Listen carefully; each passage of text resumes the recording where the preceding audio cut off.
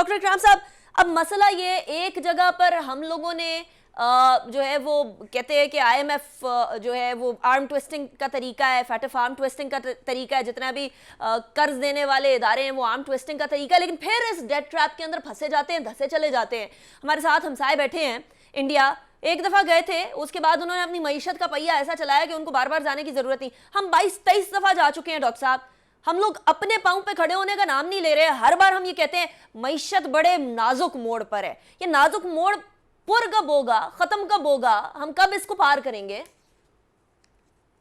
जी जाहिर है, जब आप फंडामेंटल स्ट्रक्चर रिफॉर्म्स नहीं करेंगे, बार बार हम लिखते हैं कि हर हुकूमत का यही मसला है कि जब वो जाने लगती है तो एक बड़ा खसारा जो है वो तजारती भी और जो फिजिकल डेफिसिट हमारे सामने मालियाती खसारा छोड़ के जाती है। क्या वजह है कि हम 23 मरतबा IMF के पास गए और बार बार हम भी वही गलतियां दोहराते रहते हैं, और IMF भी जाहिर है कि अपने प्रोग्राम के मुताबिक ना हमें सुधार सका है और ना हम सुधरने की कोशिश करते हैं। मेरा ख्याल ये है कि ऐसा मुल्क जहाँ पे आपने देखा को कोई इनोवेशन की तरफ तवज्जो नहीं है, एग्रीकल्चर प्रोड्यूस की तरफ, हम प्रोडक्टिविटी की तरफ नहीं जाते, हम कोशिश नहीं करते कि हम फंडामेंटल स्ट्रक्चर रिफॉर्म्स करें। हमारा आप ज़रा देखिए कि टैक्स की कलेक्शन का भी अगर अंदाज़ा लगा लिया, वो बड़ी तो ज़रूर है मगर उसमें सारा इंटरेक्ट का एलिमेंट देखिए। हमने कोई जो गरीब लोगों पे टैक्स लगा रखे हैं, खर्चे हम अपने हुकूमत के कम नहीं करते। 22% के करीब हमारा GDP का गवर्नमेंट को रन करने का खर्चा है। फिर हम कहते हैं कि जी हम कहाँ से, अब ये सारा टैक्स लगा कर गरीबों को हमने कोई भी जो मराद दी हुई थी अमीरों को वापस नहीं की, और तेल की कीमत जो है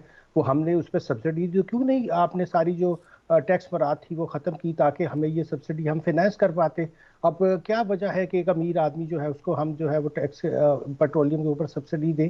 कोई इसकी वजह मुझे समझ नहीं आती है। अच्छा डॉक्टर और साहब, बार आप बार भी ये हमने समझते कहा हैं है, पेट्रोलियम मसनूआत के ऊपर जो सब्सिडी है ये सिर्फ अमीर आदमी की सब्सिडी है, गरीब की नहीं? क्योंकि मिफ्ता इस्माइल साहब भी बिल्कुल यही बात कर रहे थे जब लास्ट टाइम मेरी उनसे मुलाकात हुई है। तो जी जाहिर है कि आप देख रहे हैं कि ये तेल सस्ता करके हम किन लोगों को दे रहे हैं? जो लोगों के पास बड़ी बड़ी गाड़ियां हैं, जो फाइनेंस कर सकते हैं। मगर रियासत है कि इस बात का ख्याल नहीं करती कि पूरा हमारा जो इनकम टैक्स का सेकंड स्केड्यूल है वो अमीर लोगों के लिए मराज से भरा पड़ा है। उनके ऊपर हम टैक्स लगाने को तैयार नहीं है, और गरीब लोगों के ऊपर हम चाहते हैं कि हम जो है वो चीज़ें भी महंगी करें, 17% जो है 17% सेल टैक्स भी लगाए। तो वो कहाँ से बेचारे सारा ये करेंगे? ये सारी जो हमारी जो है हम पुश करते हैं हमारे मुल्क में, मेरा ख्याल है इन्फ्लेशन को इन टैक्सेस के जरिए। हमारी एनर्जी की कॉस्ट देखे किस कदर हमारी एनर्जी की कॉस्ट बढ़ी हुई है, क्या इससे कोई मुल्क जो है तरक्की कर सकता है? राइट। फिर आप देखिए इन्वेस्टमेंट इस मुल्क में होती कोई नहीं है। जब इन्वेस्टमेंट नहीं होगी फिर हम अपने यूथ बल्ज के लिए क्या कर रहे हैं? आप ठीक। देख रही है कि सारे इंस्टीट्यूशन जो है वो डिग्री फैक्ट्रीज बने हुए हैं। आप हमारी IT से सारी दुनिया में आप IT की और सर्विसेज की और गुड्स की एक्सपोर्ट देखिए कहाँ गई है। 60% हमारे मुल्क की आबादी यंग लोगों पे है, उनको कहाँ से हम मुलाजमतें देंगे? इन सारे मामला के ऊपर हमने बहुत दफ़ा लिखा है कि भाई देखिए, जब तक आप फंडामेंटल स्ट्रक्चर रिफॉर्म्स नहीं करेंगे आप इस विशियस सर्कल से नहीं निकल ठीक। सकेंगे।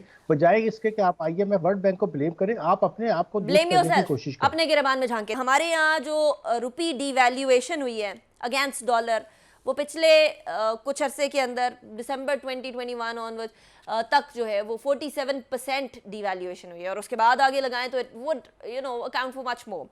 डॉक्टर साहब, इसको, इस रुपी डिवैल्यूएशन को, क्योंकि एक दफा रुपी डिवैल्यू हो जाए तो बड़ी मुश्किल से वापस जाता है, इसको हम अपने फायदे के लिए किस तरह से इस्तेमाल कर सकते हैं? बिकॉज बाकी कुछ मुमालिक कर रहे हैं इस तरह से।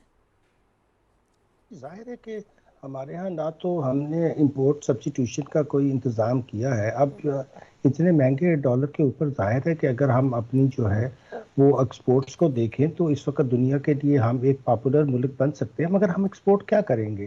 क्या हम वही रवायती टेक्सटाइल की इंडस्ट्री के ऊपर करेंगे, या हम अपनी एग्रीकल्चर से इतना एक्सपोर्टेबल सरप्लस निकाल सकते हैं? अगर हम वहाँ प्रोडक्टिविटी इंप्रूव करें, वहाँ प्रोसेसेस को बेहतर करें, तो फिर मुमकिन है कि पाकिस्तान इस से भी फ़ायदा उठा सकता है कि जब आपके यहाँ रुपये इतना डिवैल्यूएट हुआ है तो बाहर के मुल्कों को आप बहुत सी चीज़ें एक्सपोर्ट कर सकते हैं। मगर अब में हमारा मसला यही रहा है कि हमने, जैसे मैं अर्ज़ कर रहा था, कि ना तो हमने कोशिश की कि हम अपने IT सेक्टर में कोई इम्प्रूवमेंट लाएँ, ना हमने अपनी एग्रीकल्चर सेक्टर के अंदर कोई इम्प्रूवमेंट्स की कि उसकी प्रोडक्टिविटी बढ़ाए। क्योंकि कॉस्ट ऑफ डूइंग बिजनेस इतनी ज़्यादा है, जब आपकी एनर्जी कॉस्ट इतनी ज़्यादा होगी, कुछ भी ना आप करें तो आप देखिए कि हम दुनिया में कंपेटिटिव ही नहीं रहे हैं।